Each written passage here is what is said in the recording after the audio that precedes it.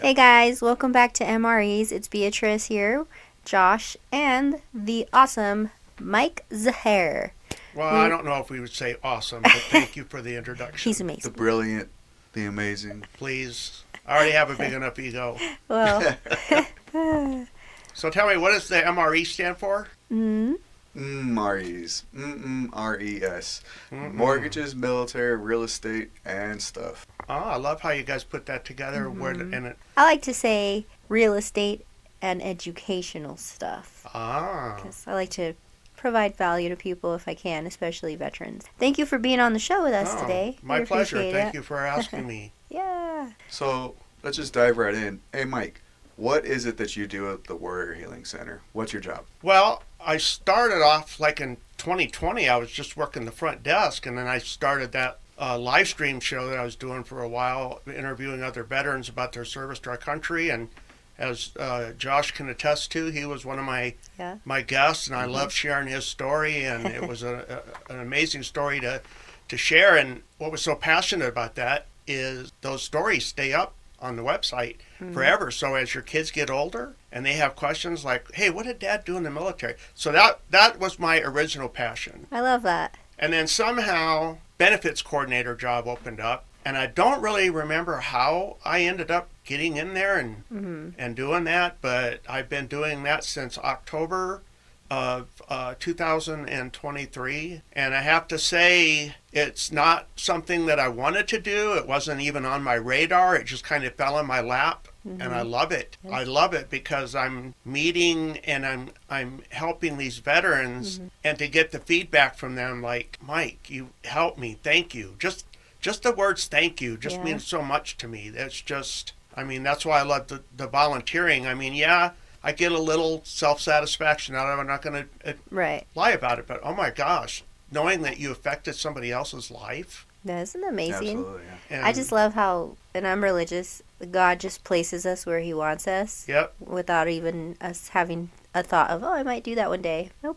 This is where we're supposed to be. And I don't think we could have had a better helper for disability benefits inside the Warrior Healing Center, because you're patient, you're kind, and you're stubborn, and you like to get down to how can I help this veteran. And so I want to thank you on part of helping everybody here too. Well, you and I are both fellow Catholics, so I'll put that out there. Yeah. I'm not ashamed to admit that. I love being Catholic, and one of the things that I do it for is in service to God and in service to others. So you're right about that. There is the religious aspect. And when people come into my office and they're sitting down, I've got this big, beautiful American flag on my wall, and I got this old field jacket, the kind that I used to wear when I was in from 77 to 1980.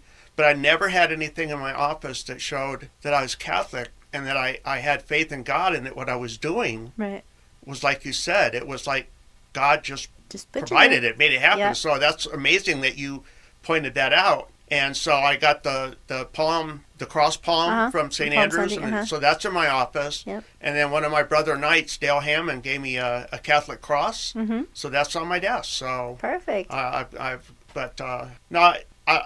started out doing claims with the DAV, Disabled American Veterans, and I am a DAV certified chapter service officer. As a matter of fact, we're getting ready to have our training here in a couple weeks, so we have to be certified every year. Okay, that's a good thing. When I help veterans and I file claims through the DAV, I file them to the National Service Officers up in Phoenix. Why do you have to be certified every year? Because there's a lot of changes within the VA, like when they change the forms, so they go over the forms with you. Okay.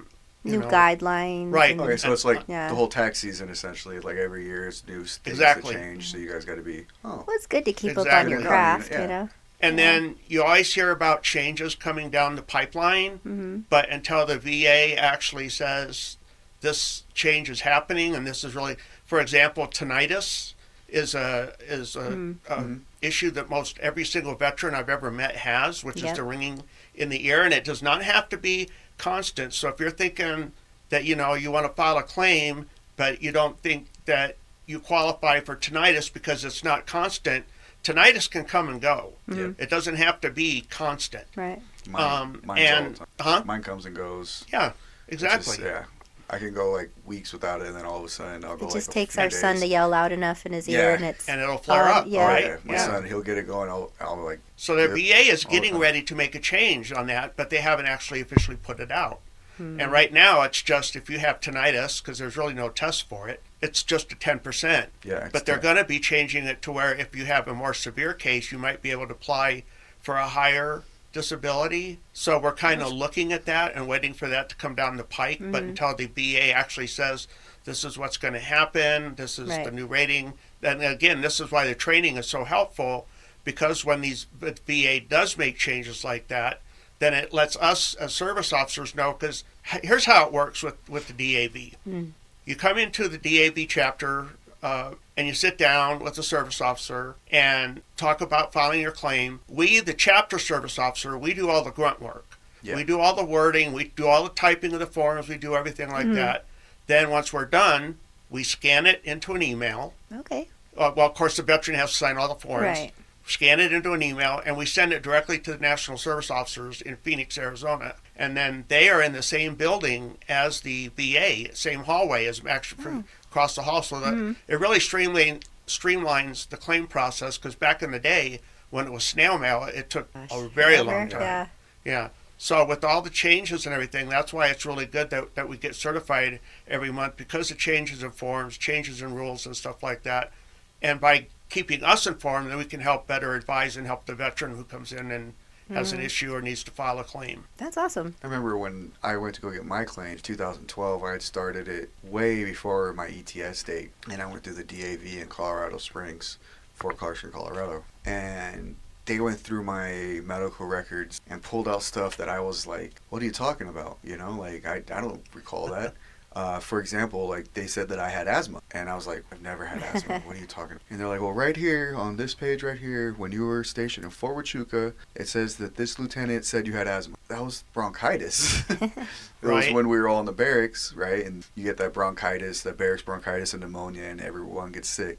Some LT had written down possible asthma, and because they had written down asthma, then I had to go and actually get the asthma test through the VA.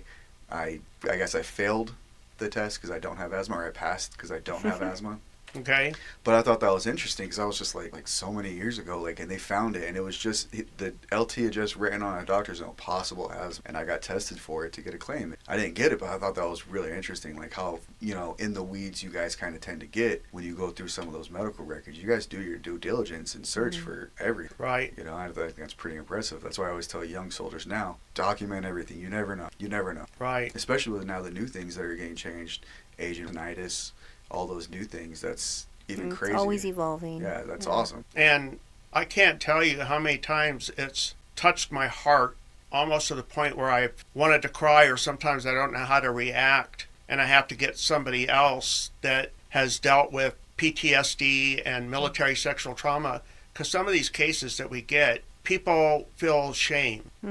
There should be no shame in wanting to file a claim for something that you suffered in the military. Or I didn't think I would be eligible for that. Of course you're eligible. If you were on active duty, and especially if you're a what we call Gulf War veteran, or Persian Gulf War, anybody that's been in like Iraq, Afghanistan, and then there's just a whole bunch of other areas, including Somalia and stuff like that under the presumptives. So we had soldiers over there that were exposed to burn pits, sand, dust, and particulates, because sand is always blowing over there. You never know what you're breathing in. Right. I did a claim for a veteran that had exposure to the sulfur mine fire in Mosul. Wow. Wait, what year was that? Huh? No, we had a flooding. We were always worried about fire in Right. Mosul. But it was a sulfur mine, so there was all of that, you know, chemical and stuff. Yeah. I didn't know that was a... But there's all of these combat things that happen to a veteran when they're over there, and especially when you're in fight or flight risk, and you're like trying to just survive, like incoming mortar attacks or IEDs, and oh my gosh, we're not even talking about traumatic brain injuries that can happen from some of these things. Yeah. But I talked to some of these veterans, and their story just touches my heart, because the suffering and they put their lives on the line, you know, to protect our country and our interests over there. And the government needs to do right by these veterans, and they need to step up and say, and I think that the VA is getting a lot better with the mental health and the PTSD and stuff like that, and with the military sexual trauma.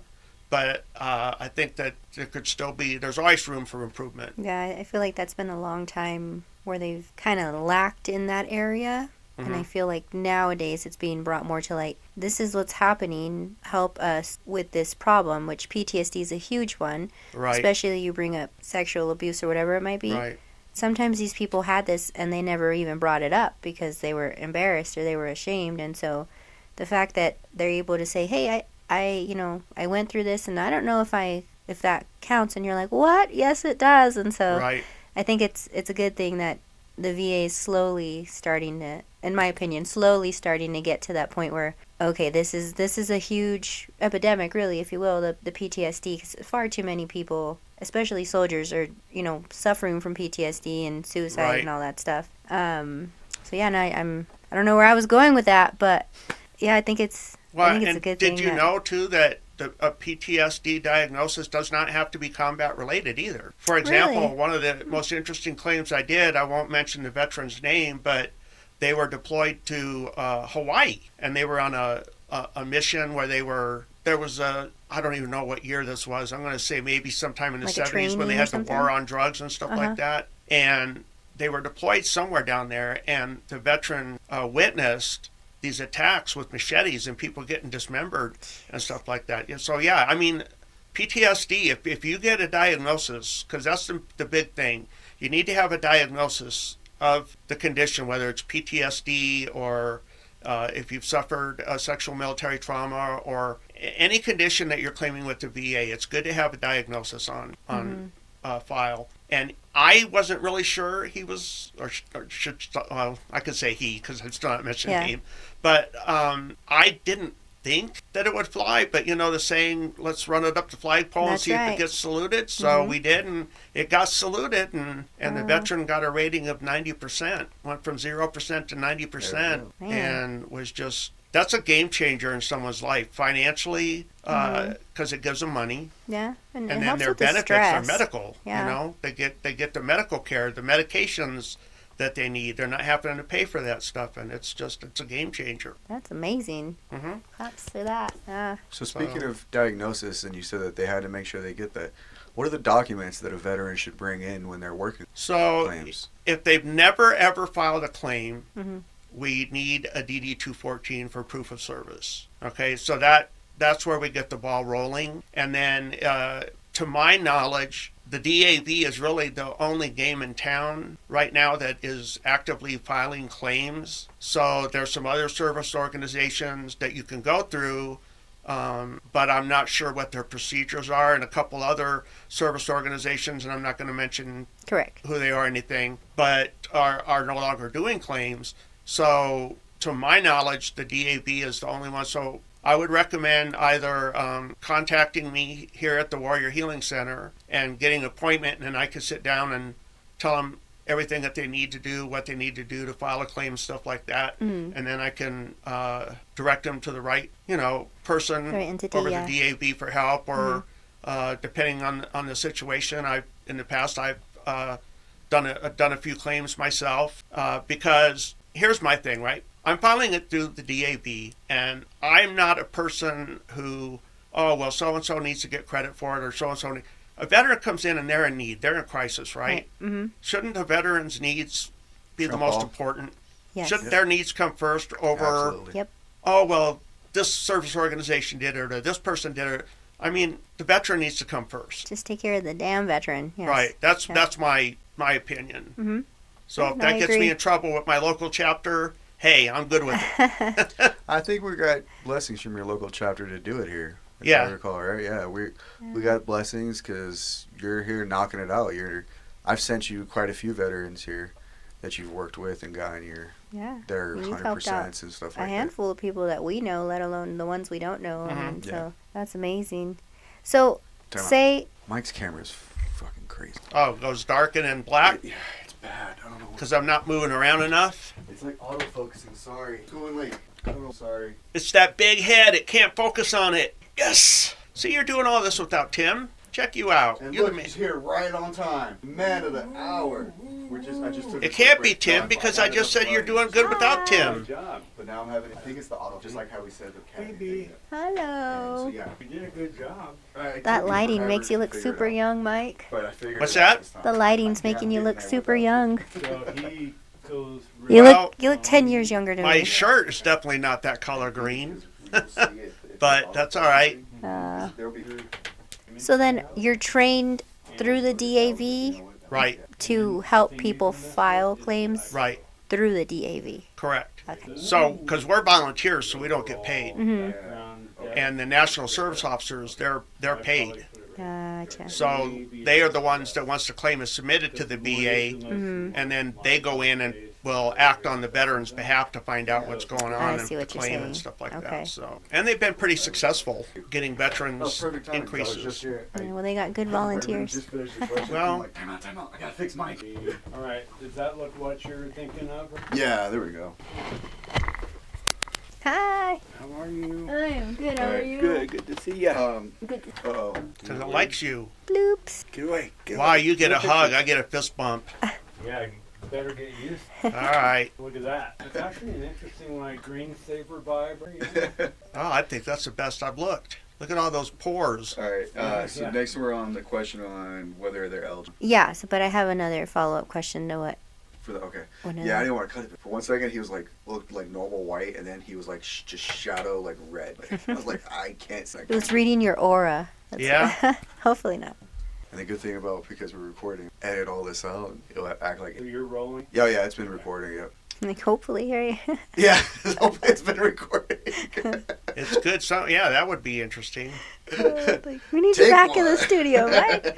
It's funny. All right. Well. All right. You're Alright. 21. So All right. Cool. Are you Okay. happy with that look? Yeah. That works. I don't know why I followed. Did it have the auto face, the face tracking? All right. Back to your Alrighty, question. Mike. So, to follow up with the VA benefits, if I Mm-hmm. come in and say I've never filed a claim, here's my DD-214, does it have to be honorable discharge or what's? Because I know for home loans, if you're not Right. honorably discharged, there could be a problem. So, Really? is that the same for? Actually, in June of 2024, the VA changed all of that because it used to be back in the day, if you had a bad misconduct charge or other Mm-hmm. than honorable, you couldn't file a claim for benefits. But Okay. the VA changed all that. I was doing a little bit of research on the VA website just in case you asked me that question. And for example, there was a veteran that came in that had been injured in basic training and then was released from active duty with a general discharge and something about administrative, but there was nothing that said that we couldn't file a claim on it. Oh, cool. So I haven't heard back from the veteran or anything yet, but I mean, there's no, just like there used to be like limits and stuff, and I think a lot of that stuff is changing with the VA good. now. Oh, good. So it's changing for the better, it sounds like. I hope so. Yeah. B Okay. learned a trick a couple weeks ago about the VA loan that I thought was pretty interesting. Oh, yeah. So I took another VA lending specialist class because that's just who I like to help is the veterans get into homes. And turns out that if you have a dishonorable discharge or less than honorable, but you re-enlisted at least one time honorably, you still qualify for a home loan.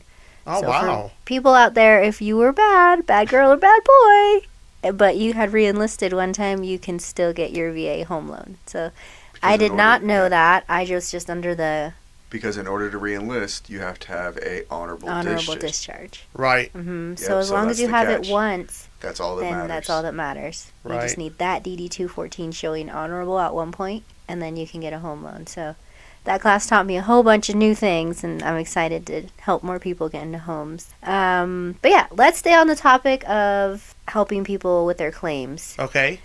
How does a veteran know if they're eligible for VA health care? Anybody that has served in the country is eligible for VA health care. They do at the clinic or at the hospitals what they call a means test. And so depending on what your income is, some people make too much money and therefore maybe they're not qualified for it. But most people that are qualified for it, you do not have to have a service-connected disability in order to get treatment from the VA healthcare system. Okay. I know of a couple veterans right now that have gotten like hearing aids and stuff like that, and have a 0% rating while their claims are in the process of being adjudicated right now. Yeah. But still, they can get health care. I thought So- you always needed some sort of rating to get health care. Nope. Yeah, I was gonna say that's the misconception. I think is you need a rating and that you need to serve a certain period of time in the military. Correct. That's not correct. No, you don't. Like, for example, in basic training, people get hurt, Mm-hmm. and then they can't carry on to do their duty, and then they can either get a medical discharge or administrative discharge. What exactly an administrative discharge is, I don't know, because I'm not a DD 214 expert. So. Yeah. I'm hearing more of those are coming around now. The administrative? I've Good to know. I've seen a couple veterans that made it through basic and AIT and then were discharged instead of sent to their units because I think they were using that for COVID too, weren't they? Administrative? Oh, maybe. I think If so. a soldier and didn't want to get the. And it's been very weird because, being the old school, like you always just send them to the unit and let the unit deal with them when they would have an issue, especially coming out of AIT. I can't tell you how many soldiers we would get that were barely making it and they'd come straight from AIT to the unit. And it'd always be like they just push it on. But now I know a couple that they got sent home on sends like, hey, you know what? You've made it through basic, you've made it through AIT, give it 6 months and then join again and come back. Right. And that's like, wait, what? Yeah, I mean, You have an M.M.R.E.S. You have an identifier. Why would I come back? Like I can go get a job in the civilian market now that I have that M.M.R.E.S. But that's the thing I've been seeing more and hearing more is administrative discharges. I don't know That's if interesting. how that works for benefits and home law. Interesting. I don't know how it was when you were active duty, Josh, but I served from 77 to 80, and when I went in basic training, we didn't know what injections we were getting. Oh yeah, no. They just had 2 lines, Yep. one on each side, air guns, Yep. and you just walked Rolled down up and your it was like sleeves. zap, zap, zap, zap, zap, zap. Yeah, roll up your sleeves and then Yep. the last one, drop your trousers Yep. because they got you in the butt. Yeah, same thing. I mean, it was, and then you just kept on walking. I remember one of the times before I went to, I think it was Iraq or Afghanistan. I think it was Iraq. We were doing our pre-deployments and getting all our vaccinations. And there's just one soldier that as soon as the nurse pulled out the needle, popped it off and stuff. It was like, dude, did a little squirt. You saw this soldier go and just full down pass out. And the nurses are all looking at me like, what do we do? And I was like, you pull up his sleeve and give him the shots. It's your best Oh, he's opportunity. asleep. So that's what they did. They gave him the shots and then we got him up and woke him up. And like, hey, you're good. Way to go. You made it. So I Googled administrative leave from the military. Administrative leave or discharge? Oh, Yeah, administrative discharge. Because Discharge, administrative huh. leave, that's more of the officers. yeah. Okay. Dig it. An administrative discharge in the military is a non-punitive separation from service, typically for reasons other than a court-martial conviction. So I think those have been back in the day. They didn't call them those. They would just give them the article. Yeah. It was It always says- like the failure to adapt. Yeah. Remember So those? common reasons include performance issues, Yeah, failure to adapt, Yeah. misconduct, medical conditions, or violations of military policy. So I think you're right, spot on. Yeah, with, they we used used to call it one thing. I think they The just changed articles it. Yeah. and- It was instead of calling failure to adapt because that puts a negative stigma on the individual. Now they're calling it this and Yeah. trying to lump it under. So I'm going to continue with another question. I love asking Sure. questions because I love learning. What's the difference between service-connected and non-service-connected benefit? Service-connected would be anything that, any disability or any injury that you got while on active duty. Mm-hmm. So, for example, you could be, let's say, in supply, right? And you're doing a lot of heavy lifting. Mm-hmm.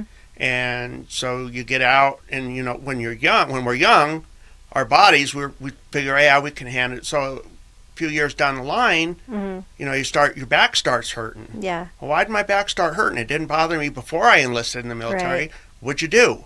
Oh, I did all this heavy lifting. Oh, well, that's why, because that's, so that would be like a service-connected disability. Another one would be like a lot of military. One of the first things we did. Well, I don't know if it was one of the first things we did. One of the first things we did was got a haircut when in basic training. But when you went to the weapons range. Okay. So we're firing M16s, and we're throwing live grenades. Grenade. And the hearing protection that we had wasn't the best hearing Right. protection. Especially when you were in. Yeah, so That you makes get me think of even the when I movie was In the there, Army Now. Yeah. Yeah, so you get hearing damage, right? Well, guess what? That's service connected to. But you can also have non-service connected disabilities as well. You won't get paid for them. You won't get rated for them. Okay, but you can still get treated for them by the VA, depending on Oh. like what your rating is. So and then there's also like secondary conditions, right? Mm-hmm. So a secondary condition could be like, okay, so again, let's stay with the back. You hurt your back. Mm-hmm. Now your hips are hurting. Well, why are your hips hurting? Well, you did heavy lifting. Well, you can either claim the hips as pain and it's on its own, due again to the heavy lifting, or you could also claim it as a secondary condition to the lower back condition, and that would also make it service connected. Oh, okay. But a non-service connection means that you're not going to get a rating or paid for that. But you can And then- still get it treated. Right, Okay. and then the VA does pensions as well. I haven't personally done one. No, I think I did. No, I take that back. I did do one, and it was for a widow's pension, but it wasn't for a veteran. But there are pensions that a veteran can apply for, and those are for veterans that are like maybe struggling financially, can't make ends meet, they don't have any service-connected disabilities, then they could go the pension route. Okay. You know? I did not know that. That's a new. Yep. That's a new one for me. Yep. You had any I mean, it's not a lot of money, but I mean, every little bit helps. A dollar's right? a dollar, right? Especially every little bit nowadays. helps. Yeah. Okay. Do you want to ask some questions? I have all the questions in the world because I love to learn, but I'll let Josh do one or two. All right, let's see. Our next one that we had. Hit me. All right, and this one actually kind of goes with my stuff a little bit, and I want to learn. When a veteran gets their stuff right initially, you know, they just got out either after their 4, 8, however long years that they served active, right? Right. But now they're 50, 60 years old, and their rating was originally 10%, but now their knees or their back has gotten significantly worse. They're 60, right? Right. Can you get an increase at that, like once you get to Sure that you can. age and stuff like that? Like, how does one go around to get it increased after years of maybe not Right. going at it, you know, and getting it addressed? Well, to answer that, number one, there's no time limit on claims that when you can file a claim. Okay. Well, All right. I've had Vietnam veterans, and if you remember, we just celebrated the 50th anniversary to the end of the Vietnam War. Yeah. 50 years. It's time goes by. And for any of you Vietnam veterans that happen to be watching, welcome home. Bill Yes, Beecher always thank told me you. that whenever I talk about Vietnam veterans, he said make sure to welcome them home because they didn't get the They best didn't of get it welcome yet. homes. So we No, need to they welcome didn't. them home. So Yes. welcome home, Vietnam veterans. There is no time limit. So I have helped Vietnam veterans still to this day are coming in and having issues with Agent Orange and have never filed a claim. I've had people come in and talk to me about filing for an increase, what Josh was talking about, and it's the same as if filing a new claim, except that on the 526EZ, which is the claim form that you would use for that, it's a VA form 21-526EZ, in case anybody out there's, because believe me, there are some really Yeah. sharp people out there that have filed claims on their own, including my niece, and she did hers on her own, and she went from like 0% to like 80 or 90%, Wow. and she again did it all on her own. So, Smart cookie. Yeah. but yeah, and there are veterans out there that can do that kind of stuff, and they know the right wording to use, and they do research and stuff. But so on the 526EZ, if you're rated for, let's say, like 10% on your left knee, you would just put left knee reeval for reevaluation, and that lets them know that my left knee has gotten worse and I need to have it reevaluated and get a percentage increase. Now, obviously, I wouldn't encourage anybody to do that if they don't really having issues, because that's one thing you want to watch out, because you never want to go in and file for something because they could decrease it. That was going to be my question. Is I had a. I go ahead. So hold on before, because I know where you're gonna go with your question, but I had one. Sure. So okay, so again, we're gonna keep going with this veteran. It's been 30 years since he's got this claim, and all of a sudden he goes in after 30 years, hasn't been to the VA or anything, and all of a sudden to start asking for maybe assistance. I've heard that that's not good, because like if the VA, they can cancel your, not cancel, but they can remove your disability if you're not like actively trying to manage it, I guess, or Okay. just still be in the system after so many years. They'll look at you and be like, hey, you know what, you haven't been in 30 years to the VA, and all of a sudden you're saying that your knee still hurts and you want to increase, like, that's not going to happen. I've heard that, like, you're supposed to, if you're going through the VA for things, trying to keep Kind of like routine maintenance. to yeah, keep it in the routine file, maintenance. is what That he's way, saying. it'll prevent the VA from touching your disability. Is that Well, the thing with that is there are some veterans that are retirees that don't want to use the VA healthcare system. So they'll use their TRICARE, and they'll get treatment outside the VA. So if they were to go in and file for a increase on, again, let's use their left knee, and they've had treatment outside the VA on that knee that the VA is not privy to, then we can still file for that reevaluation. But also I would encourage the veteran to get those medical records themselves and provide them to the service officer so that we could send them in with the claim, because without those records, they aren't going to do anything, because the VA, like Josh said, they're looking at it like, well, we have nothing here. I went from Right. 80 to On a- 70 when Yeah. I had my neck surgery, because I was trying to get my increase. I was like, I just had my neck fused. Right? My discs were replaced between C4, C5, C6, C7 vertebrae, and I went to the VA and I was like, hey, like, this is my notes, and I submitted everything, and they came back and were like, oh, you're fixed, we're going to get rid of it. Exactly. And I was like, that's No. that's not how that happens, you know. And luckily I came here to the center and we got it taken care of, and you know, but that's why I was like, And to be honest with you, you can never predict what the VA is going to do, that's because there's so Right. many different raters and so many different things that happen within the VA.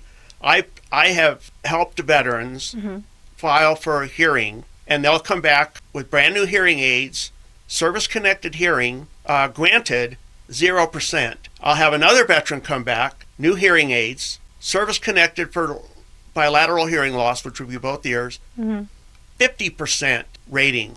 So there's really no yeah, way to predict how the VA is going to act, because depending Right. on who the rater you get, yep. and that's why there's all of these appeal I was gonna say processes. you can appeal. Right. Is there a limit on how many times you can appeal? No, Okay. because you could do like a supplemental claim. Like, let's say, like, for example, you file for lower back pain. Again, we'll stick with lower back since that seems to be working for me. And you're denied. And the VA doesn't know that maybe you had treatment at a urgent care facility or something like that. Get those records. You can do a supplemental claim, because that's called new and relevant medical information, because that means the VA has no knowledge of those records. And it's so much easier for the veteran to get the records themselves. Yes. Because there is a form that you can fill out. It's a VA form 21-4142/A, and you can request the VA to get the records, but that's going to take your claim out of the like fully developed status, and then that'll put it in like the standard process, and it's going to slow it down, because then the VA has to go out and get the records, and that's It time almost consuming. backs it down. Yeah, that Right. makes sense. Whereas if the veteran provides all that stuff and it goes in, then they've got everything they need right then and there to make a determination. Here you go in your face. Make my decision. Like- Yeah, exactly. So I'm gonna lead into a little bit different area. Curveball. Well, you're probably prepared for it, because I'm a I'm sure you've baseball heard fan, all the so- things. Yeah, likewise. So I've done a few loans for Border Patrol and other service members, and they're afraid to file for a claim because yeah. they are working For for the federal, federal and employees, so and they're afraid that the PTSD will affect. yeah. So have you seen that ever happen to? Yes. Okay. I don't want to name names or Right. again, and Correct. I'm not even going to say what what branches or anything like that. I'm just going to give a very generic answer. Sorry for that. But it seems like people feel that if you're diagnosed with PTSD, that it's a stigmatism, and that once you get rated with PTSD, that you're not normal, that you can't function, that you can't hold a job. And that's nothing is further from the truth than that, because there are veterans that I know of personally that I've talked to that have ratings, and they do jobs like what you're talking about. Mm-hmm. So, well, like being over in the UAV federal community, employee, okay. The drones, like we have to do our flight physical every year, and one of the questions on there that I think there was a big lawsuit just recently, if I recall, because the FAA ended up releasing all the medical records to the VA, or the VA vice versa, and that was against HIPAA, and a lot of pilots, not just like drone pilots, but a lot of pilots lost their jobs because they were deemed, like they had that stigma put on them that they were unfit to fly because they had a rating with the VA, and they were never supposed to have released that information. And like you said, I know a lot of drone operators that have PTSD for lots of difference of what we did over there, and they're always afraid to go in and get that rating, and I'm like, it's not gonna. I think they finally fixed that. I just know I have a few buddies doing different jobs around, and they will not file a claim because they are afraid for it to affect their jobs. And so I understand that too, but at the same time I'm like, man, like there's got to be some kind of better improvement from the VA to these people saying this is separate. It's not going to affect you, because it's a right that you've earned, right, by a veteran. It's whether it's service related or whatever it might be. But the fact that you're like, no, I'm not going to take this possibly life-changing and medically changing opportunity because I need to provide for my family. I understand that because it is scary, but at the same time, it's like... It's not right. It's not right. And so that's why I wanted to hear from you if you've ever seen that crossover to where it affected somebody's employment. I don't think it has, but you would know more than me because you deal with the only people, like claims. I said, the people I've talked to still do their job, day-to-day jobs and stuff like that, and I haven't heard of anyone. You wouldn't notice that they had PTSD, because you have to remember that affects everybody differently, and everybody deals with it differently, right? Some people take medications to help keep it under control. Some people do meditation. What is the homeopathic remedies to deal with that? Some do counseling, but just because you have PTSD, that doesn't mean that there's something wrong with you and that you can no longer be a contributing member to society. Correct, yeah. Like, would you guess I have PTSD? I've gone to college 3 separate times, and now I'm doing a 4th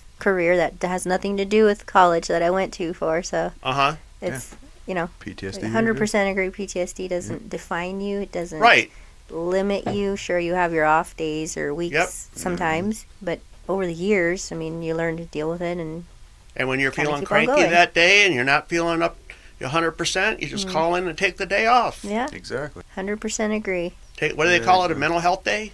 Yeah, and I think those need to be implemented more. Instead of I use the term pacing. Sick days. Yeah. You use what? Pacing.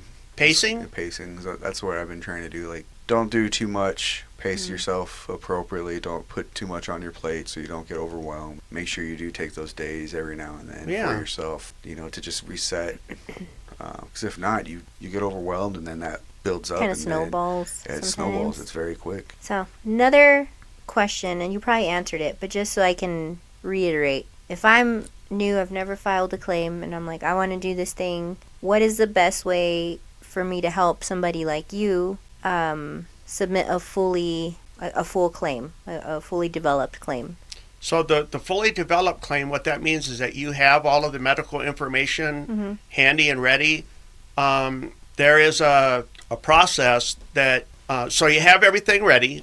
You bring it in. We sit down, do the fully developed claim. I've seen them go through within 3 months. Okay. If it's fully developed, 3 to 4 or 5 months maybe. That's pretty quick. Yeah, I mean, but again, if anything's missing, for example, if you here's one of the biggest issues with doing claims, and it's that when we're in the military, we are focused on the mission, right? Sick call is not an option. So if you get hurt, you suck it up, you gut it out, Yep. and you continue on. You don't complain about it, you just soldier on. Mm-hmm. And so veterans feel, well, since I didn't go on sick call, I can never file a claim. That's not true, okay? It's not true. You can file a claim. Just have to, a lot of it has to do with, the wording and how you're typing the claim up. Right. But to answer your question on the fully developed claim, again, that's everything is already submitted. They have all their medical records and everything. There's no other extra treatment records that need to be gotten or anything like that. You check the fully developed claim on the 526EZ, send everything in, and it should be pretty quick. There was a form that you can use. It's a VA form 21, I think. Oh crud!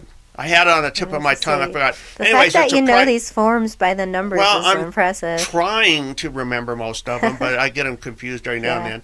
But it's a priority processing request. So the people that qualify for the priority processing request, and what really helps them speed their claim up with that would be anybody that's suffering a hardship, like a homeless veteran. Okay. Somebody that's having a hard time making ends meet, can't just, they're like 5 cents in their checking account and 2 months behind on their mortgage and stuff like that. They're just very hardship case. If you are a Purple Heart recipient or a Medal of Honor winner, you can have your claim priority processing. If you're 85 years or older. So I did a claim a couple months ago and used a priority processing request on a gentleman that was 85 or older, and boom, got his rating that quick. I mean, that's like 2 or 3. That's unheard of. I think we got one of my old clients amazing. in here. He was like, But then they also have like there's like six different criteria that you can meet to have this priority processing request done, and it really helps speed up the claim process as well if you meet one of those. So when a service member gets out, they're still handing them their medical records and telling them to take this to whatever they're going to use, right? So I remember when they handed mine, it was like 2 volumes. Yeah, his is like 2 big things of it. See, and that's what's so frustrating.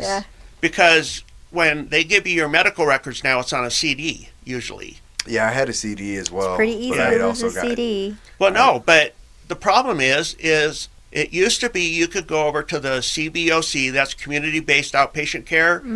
That's what they call the Sierra Vista Clinic. So it's CBOC Sierra Vista. And they would scan the records in to the veteran's file. Oh, wow. Supposedly, they no longer do that. So now for the veteran to get that done, what do they have to do? They have to drive all the way to Tucson to the Southern Arizona VA healthcare system and go to the FOIA office, Freedom of Information.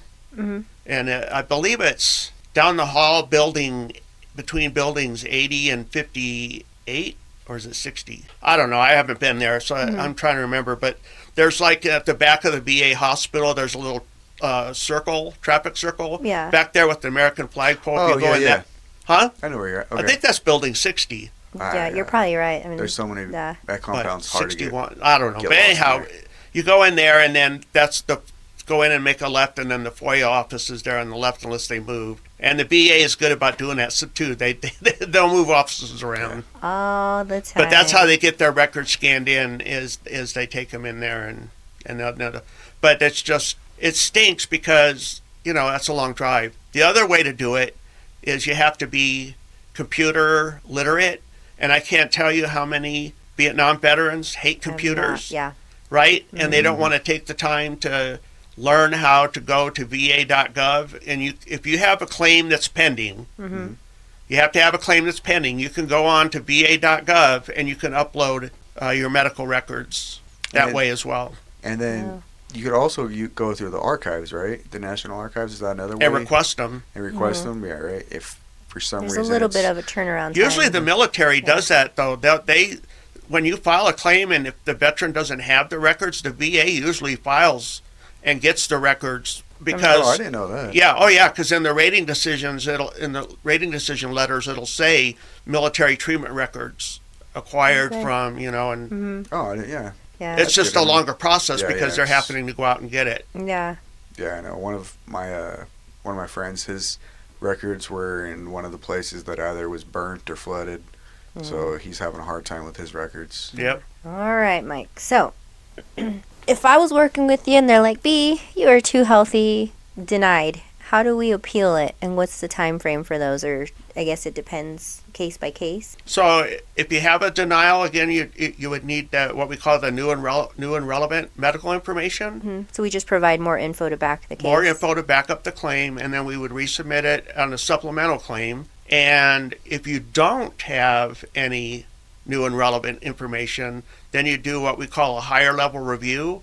So what that does is that goes back to the VA, and then whoever that rater was that made the decision on your claim, they take it away from them, and then they give it to a different rater with a fresh set of eyes and make a decision.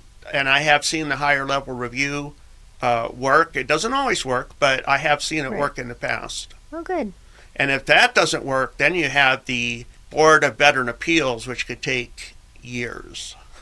Oh, goodness. Sounds like that sounds like. So the next two questions that I have here, I want to hit on because on one of them I have an update from a mortgage standpoint, which is kind of a bummer. But you tell me, what specific programs or benefits are there for veterans who are homeless or almost homeless? I mean, I know there's programs around the world that are willing to help take them in and help feed them and get them started. But from a VA, DAV standpoint, what programs are there to help those people who are... I would actually encourage a homeless veteran to contact the Warrior Healing Center because I don't know a lot of what those resources are for the homeless veterans. Okay. Whereas they have people here that are trained to deal with exactly that issue. Right. And have them come in and talk to somebody, whether it's a care captain or Tim and Kathy or somebody, but they have a process in place and they know the resources to get the veteran off the street and into a safe environment.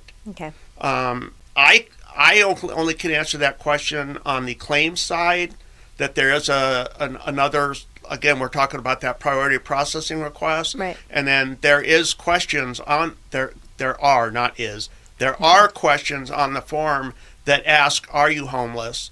Are you at risk of becoming homeless? And then it asks the different circumstances if you check yes on those boxes. And that would help the VA to be able to facilitate that claim and make it, again, move quicker on behalf of the veteran who's struggling financially to get a home. Yeah, so the reason I wanted to touch on that is because I knew you would say the Warrior Healing Center is a place to go, because we're just going to cut the BS and we're going to help you, get you off the street, put you up in a place, and not just say, okay, in 2 or 3 days, all right, bye, good luck. They're actually going to take the time here at the Warrior Healing Center to set a plan in motion to help you not become homeless or to get you off the street and help you get better. Not to bag on the VA at all, because they do good things, but they're very much like, okay, here you go. And the reason I'm touching on this is because they used to, and I say used to because it ends this month, is the VASP program for mortgages. So if you were going to go into foreclosure or you're having trouble making payments or whatever, they would help you, and now they won't. So things are changing mostly for the better. But again, like, I feel like here at the Warrior Healing Center, I'm not saying they're going to pay your mortgage for you. They're going to find other options to help you. Maybe it's to help you get a side gig or whatever it might be. And so I just wanted to touch on what benefits or what programs are there. And I knew you were going to say nearly nothing. I mean, there's some out there. But if you're talking here locally, or even locally if you're listening from out of state, look locally first, because your own people that surround you are more than likely going to help you and love you harder than going to the VA and having to sit there and wait. Because I've heard the saying, hurry up and wait. And I feel like the VA is still very much hurry up and wait. And so they're getting rid of the VASP for mortgage. They don't really have too many benefits to help you get up off the street quickly. So, I mean, wouldn't you say, Josh, locally I think is going to be the best way for people who are struggling with that, is look locally first, get your help first. And so I don't know if, Yeah, just unfortunately there's not a Warrior Healing Center everywhere. That would be Right. amazing. Or Yeah. I've heard that a lot of city, times. You know, like imagine if there was a place like this in every single major city. But Amazing. Josh, I'm a big Facebook fanatic. Most everybody that'll see this probably knows that Yeah. I put a lot of my business on Facebook. I have nothing to hide. I'm not ashamed of Well, that's what makes you so lovable. who I am. Yeah. So, but K101 had asked this question about like if you had all the money and what would you do with it? What would your passion project be? And I said, well, I'm already doing my passion project, and I tagged the Warrior Healing Center, and they responded, and that made me feel nice that they know it. But why did I bring that up? Because the Warrior Healing Center isn't out there doing it for themselves to thump themselves on the chest and say, hey, look at us, right? That's not their mission. If you talk to Tim and Kathy, if you actually came in and sat down and talked to them face to face and got to know them and know what their mission is, it's not them putting themselves first or putting the Warrior Healing Center first. They're putting the veteran first and what the veterans needs. First and foremost, every time. First and foremost. Yeah. And that to damn with anybody that doesn't like that, but that's why it got me hook, line, and sinker. Because to me, it's about the veteran, not about the organization that's doing the work. Bureaucracies and the red tape. Correct. And Well, no, but you shouldn't, if you're out there doing the work, to say, hey, look at me, you're doing it for the wrong reason, my opinion. I Strictly would agree my with opinion. that. Yeah, that's probably why we're all sitting here at the Right. Warrior Healing Center. And one last thing I want to throw in there, too. Yeah. One thing that the Warrior Healing Center does offer that a lot of other service organizations don't offer is it's like a one-stop shop. Yeah, oh, absolutely. You know, they come in here, I need help with benefits, but then they find out, oh, you guys do bagel and brew? What's that? Tell me more about that. Fun Food Friday. Oh, what's Flutes for Vets? Yeah. The best way I've been kind of using my newest dog analogy training, they have all is the things. that it's kind of like a doctor's office, you know, but a really good one. Not the ones that just kind of brush you off, but they're ones that go in and like, oh, you came in and your leg hurts. Well, why does your leg hurt? Oh, well, let's take an x-ray. Oh, you have a broken leg. You also have an infection. Let's take care of this. That's a great analogy. And let's take care of all these things. Oh, you know what? We also noticed you don't have good shoes. Probably that was why your leg hurts. Like, oh, we let's have get some you extra some shoes. Yeah. Like, let's take care of all these things. Oh my gosh, you haven't taken a shower in weeks. That's probably another reason why your leg's hurting, because you have infections and let's get you a shower. Like, we actually don't just look at the issue and just throw a Band-Aid on it. Yeah. Right. We look at what are the symptoms that are causing that issue, and what can we do to get to the all those symptoms at the root of the problem, or as Tim and Kathy like to say, how do we heal the soul? And I love, too, how they that. don't let anybody starve. I mean, you come in the lobby, they have those meals ready to eat. Yeah, they actually have like the M.M.R.E.S, the actual meals ready to eat, and then they have a food pantry. So, I mean, there's a lot of really great things that are going on. But again, this is all to help the veteran and their families. Not just the veteran, but also their families. There's been quite a few... I bring my kids here all the time. I hate to say this because it's so saddening, but there's been quite a few widows and widowers that come in whose husbands or wives were veterans, and they weren't, and they thought that, no, we can't help them, but they can help. They help them. Yeah. We help them, yeah, absolutely. Yeah. And that actually leads into my next question, which is, what kind of support is available to surviving spouses or dependents of veterans? So when the veteran passes away, there is something that the spouse is eligible to get, and it's called DIC, which is, I don't have the form in front of me, but it's Dependency and indemnity compensation. Compensation, yes. Thank you. You did my job for me. Thank you very much. You're I very appreciate welcome. that. Yeah, we're on the same page here. Yeah. So the veteran has been service connected, let's say for 100% service connected, for 10 years or more. You could pretty much die from anything, and the widow or widower would be able to qualify for the DIC. If it's before that 10-year mark, it needs to be related to the service connection, which a lot of them are. Because, when you're talking Agent Orange, you're talking different types of cancers and respiratory things and stuff like that. So if it's a service connected, but DIC runs approximately, because I haven't looked up the latest figures on it, it's approximately about $1,900. So it's a big hit to the paycheck, right? Because let's take me for example.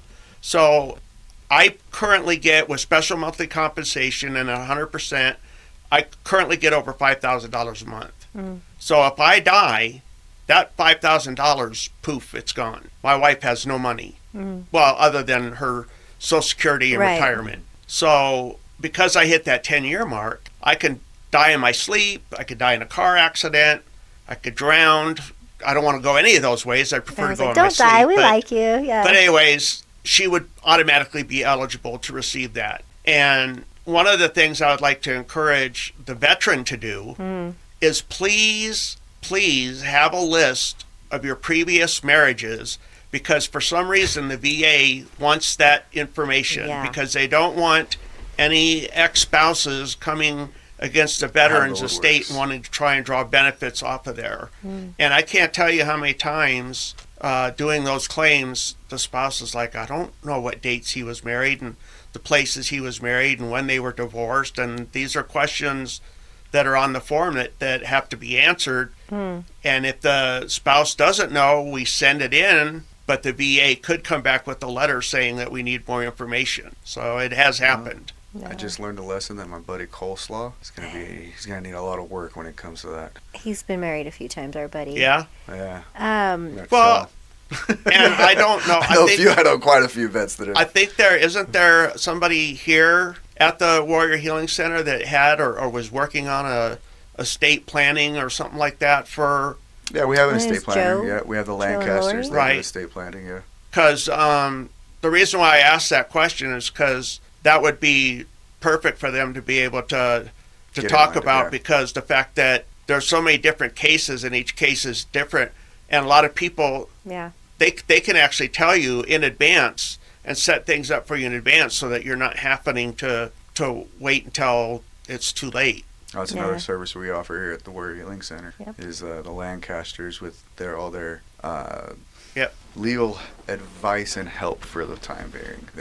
They were casualty assistant officers in the military. Yeah. And I know that Joe's going to be taking his bar here very soon if he hasn't already. Exciting. Yay, Joe! Yeah, if he hasn't already taken it, he's taking it here soon. One of the two. So good luck, Joe. You got it. Yeah. Good luck, buddy. But to touch on the DIC. Yeah. So if the spouse applies and gets it, then as long as they don't get remarried, which is the part I kind of cringe at, they would still in the future qualify for a certificate of eligibility and medical and a few other things. And I Googled it because you weren't sure. The payment for the DICs right now is $16.53 a month. $16.53? Okay. With 6 cents. So and that's for tax you, free. even for tax free. That's tax free. But to go from 5 to 1,600. It's a huge drop in income. That's why especially all of a sudden being a widow. Well, that's why when I got my 100% and we had to rebuild our home because of the Monument wildfire loss, I opted for the mortgage insurance, so that like I currently have a mortgage. I think we financed like $250,000, and then we got it paid down to like $80,000 already. Wow. And then my dad, he built a casita in my backyard, so now my property value is like doubled. So my property but what I'm getting at is when I die, house is paid off free and clear, so my wife won't have that debt. And then as she gets older, if she needs to move into care or whatever, she sells the house, she's got all that money there too. So at least we have something kind of planned up. So that, I mean, that's a sad topic to consider, but I mean, but it's part of life. It's part of reality. It's what we deal with every day here. Yeah. So any questions here, babe? I think one of the last ones that we're going to be doing is, in all your years here, like I said, you've done interviews, you've done claims, you've done outreach. You go and do different events for the center and show your face.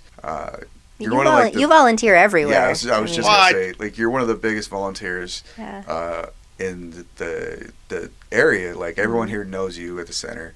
Everyone at the DAV, the Legion, the V. Everyone sees you and knows who you are because you get around and volunteer. That we obviously know you love it. So, with all those things that you've done and all those places you've been, what would be the one story that stands out the most for you for here being at the center? The one that you have a day and you're like, you know what, I don't want to go into work today. But you look at your calendar and you say that you got like 5 veterans that have lined up for you.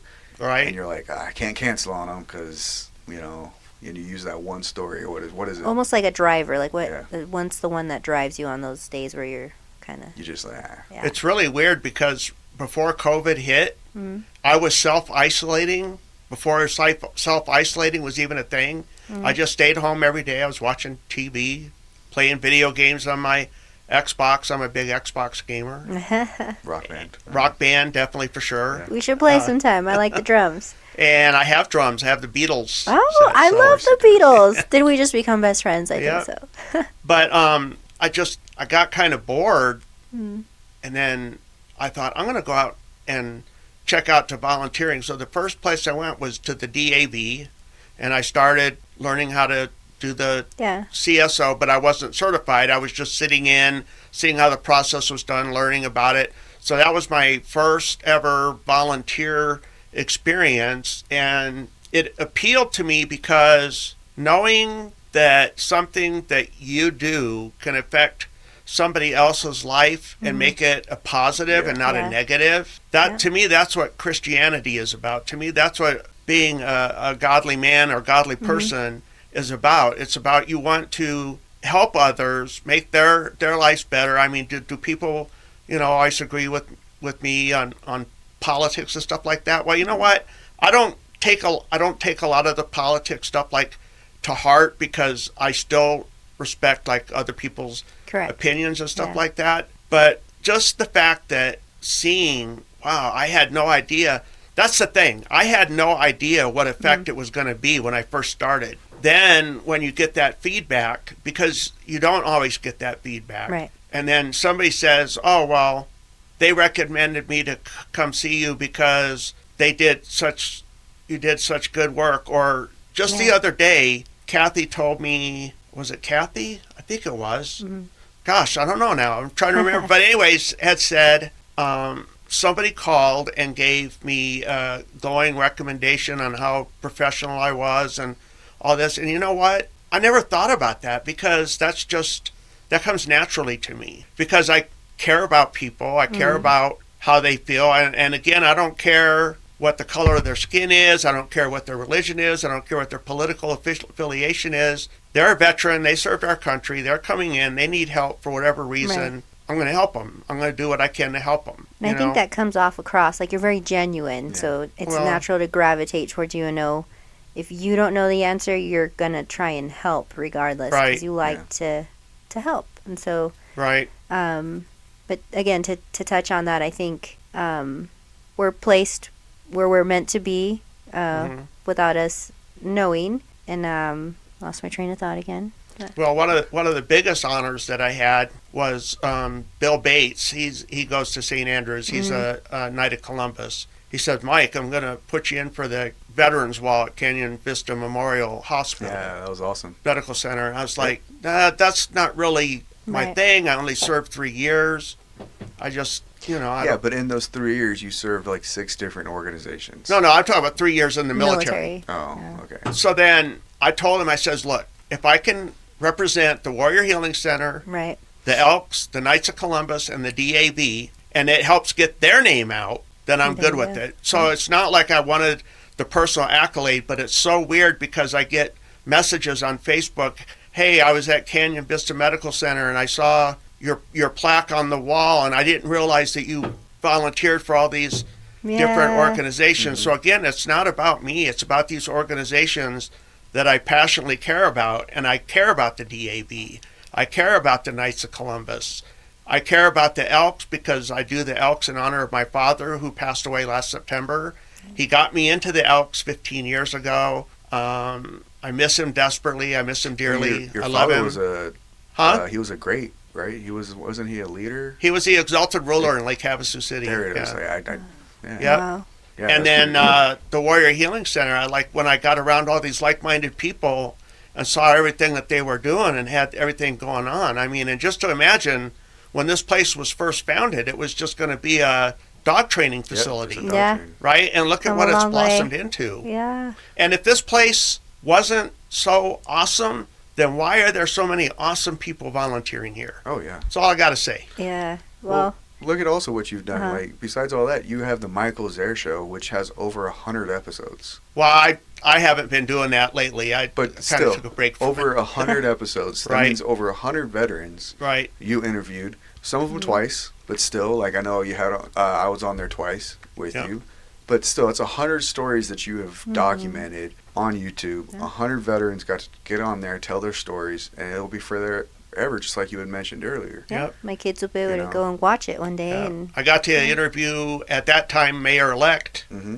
and he's on the wall also. Yes, yeah, Yeah. You both of you got in that same Yeah, class. that's Yeah, pretty and, cool. then I got to interview Sheriff Daniels. Mhm. Yep. Those were two really memorable interviews. So I'm hoping to But- get Mr. McKee or Mayor McCaw in here. yeah, I'm hoping to get him in here. but I got to that'd tell be you, awesome. every single interview that I ever did, to me, it was worth it, and I loved doing it because it was telling a veteran story, and I think that their stories and their service to not only our country but to our community, I think these stories need to be told. Yeah. You know, because people don't know, and again, I had an uncle that served in the Navy in Vietnam, and there's no tribute or anything left to him other than Yeah. you know, I mean, because he's no longer with us. So the fact that these videos, these interviews will be up there so that, like, when your kids get older Yeah.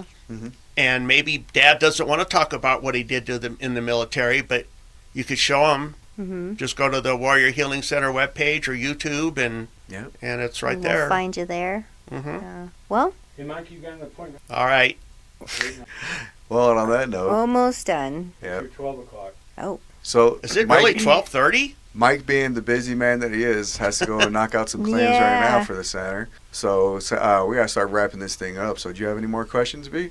no, just if you could give us what is your biggest piece of advice to a veteran who doesn't know where to start with their VA benefits? The first thing I would advise them to do is go and talk to a DAV service officer over at the Chapter 14 over on Wilcox, or come here to the Warrior Healing Center and talk to me, and we'll your sit local down DAV. and give them the guidance and come up with a game plan and plan of attack, as you could say, as far as how we want to tackle their claim. Because the thing about a claim for a veteran is every claim is unique. There's no identical claim. They're Right. all unique. different. Yep. All right. Well, I know you're busy. I don't want to keep you any longer, but I do want to say I appreciate you.